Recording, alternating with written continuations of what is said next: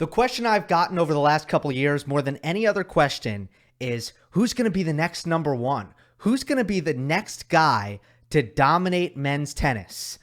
And then all the time, I'm presented with the options: Zverev, Tsitsipas, Medvedev. And whenever that happens, I say, okay, wait a second. I'm fine comparing Medvedev, Tsitsipas, Zverev. I'm fine comparing those guys, but there should be no assumption that the next player to become number one and dominate the sport and win multiple majors, there should be no assumption that that player is going to be from that generation. Don't forget about Jannik Sinner. Don't forget about Carlos Alcaraz. And quite frankly, don't forget about whoever's next, whoever's coming after Carlos Alcaraz, although they will probably come around too late, whereas someone else that is not named Novak Djokovic or Rafael Nadal or Roger Federer will probably be winning multiple majors at that point in time. Don't forget about Sinner, don't forget about Alcaraz, and then you have that sub-conversation of who's going to be better, Jannik Sinner or Carlos Alcaraz? Which team are you on? Well, they finally played those two in Paris, second round, and it was Carlos Alcaraz in straight sets, 7-6, 7-5. I'm going to talk about that match, and then I'm going to talk about who I think is going to be better between Jannik Sinner and Carlos Alcaraz. Well, first of all, this was a good match in Paris. There was not a lot between these two, and it was very, very tight. One of the things I found interesting was the court didn't look very slow. Paris has been playing incredibly slow. These guys both hit so big. They're both so powerful that the conditions didn't look very slow at all. And that was nice to see. There were a lot of great rallies here. First set goes to a tiebreak. And I felt the main difference for Carlos here was the outer edges of the game. Those auxiliary shots. Not your forehand off the ground, not your backhand off the ground, not your serve, not your return. That's the foundation. That's the basis for your game. Where I felt Alcaraz found an edge was those outer edges.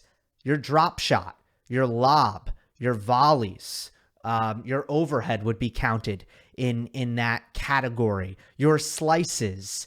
And I felt that Alcaraz, where he was really better, was volleys, drop shots, lobs, figuring out those extra ways to win those points, to finish points especially, would be the main key. Those extra ways that you can reach into your back pocket and you can finish points, or you can pass a player at the net. Those extra options there, or you can find creative ways to defend.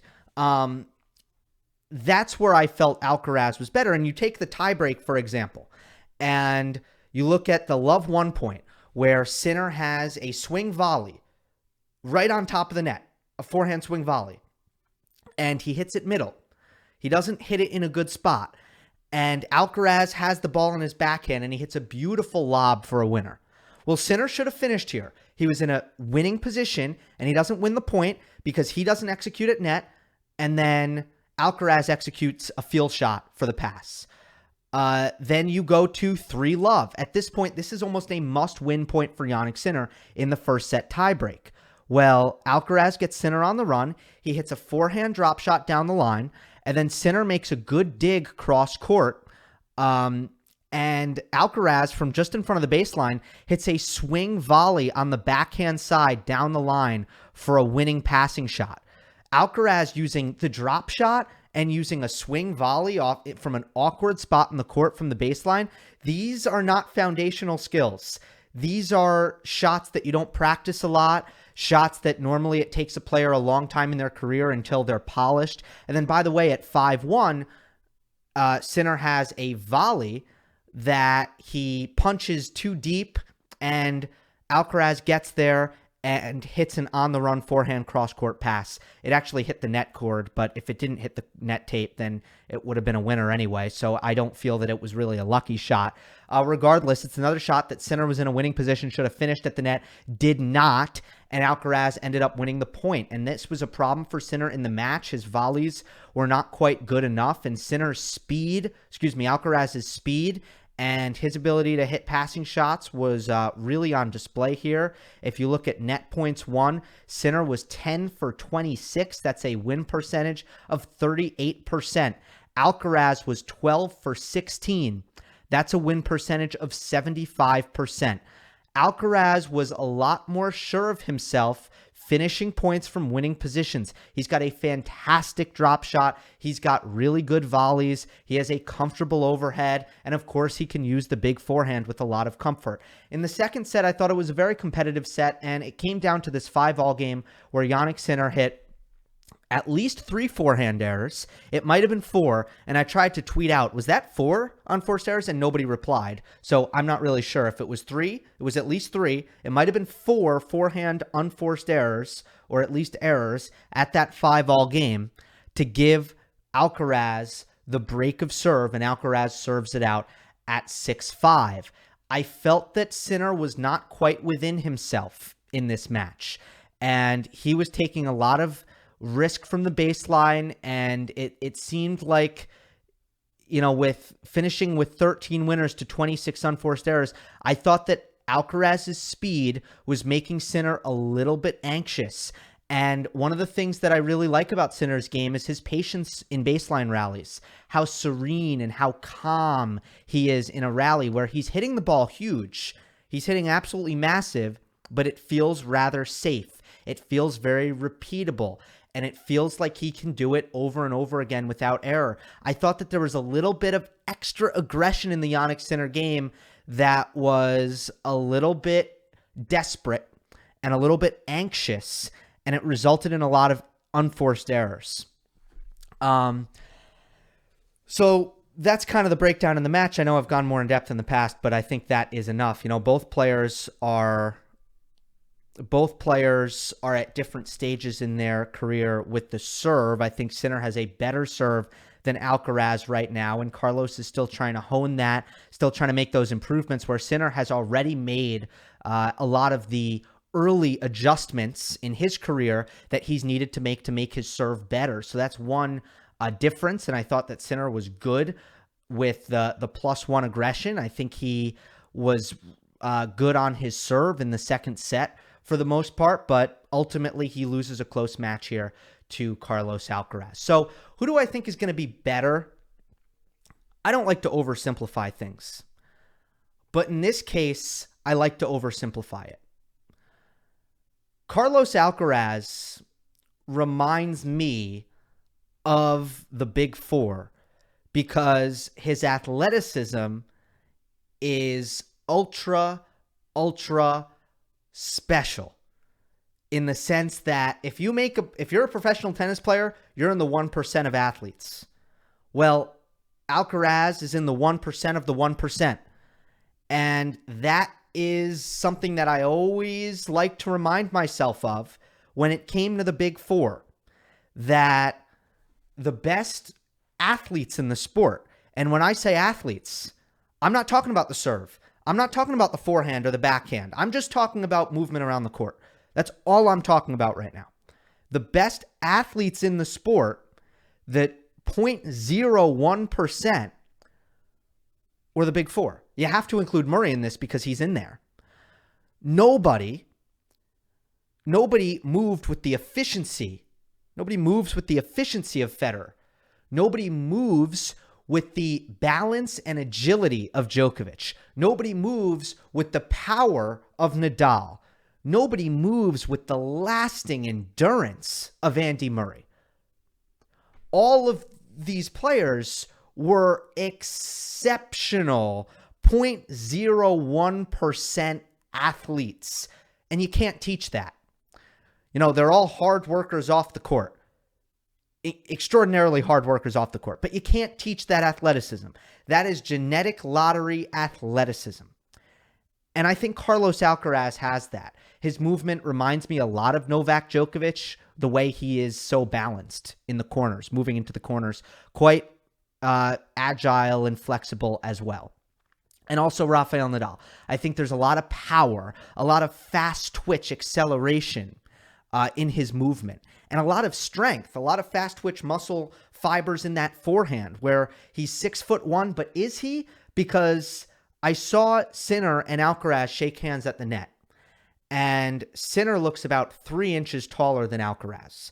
But Sinner is listed at 6'2", and Alcaraz is listed at 6'1". So somebody's height is off there. I guarantee you someone's height is off. I'm not really sure who it is. But Alcaraz, for his size, hits absolutely massive off the forehand wing as well. So all of these things, he comes together in this athletic package that I think is very, very unique. I think reminds me of a bit of a hybrid between Djokovic and Nadal. And I am biased towards that because of what I've seen work throughout my life. And, my childhood, I grew up and it was the big four. That was how I grew up in the sport. And as a result, I grew up with a bit of a bias towards movement and athleticism in the modern baseline game. Jannik Sinner, does he move well? Yes. Has he fast improved the movement? Absolutely. 100%. His legs are getting stronger and stronger. His movement has rapidly improved. No doubt about that. But Jannik Sinner is just another top tennis player. He's just another pro. He's great. He's an extraordinary athlete. But he's not a special athlete. Relative to top 50 men's tennis players, right? Relative to regular people, of course, he's a special athlete. Relative to even tennis players, he's a special athlete. Relative to like a top 10 player, I don't even want to make it top 50. Relative to a top 10 player, he's not a special athlete. Jannik Sinner, what makes him special, and I'm totally really high on both of these guys. I'm high on Jannik Sinner. I've gushed about him in the past. I love his mentality. I love that he is improving and improving and improving and tinkering. And that does remind me of the big three. Very much so. The tinkering, the constant improvement.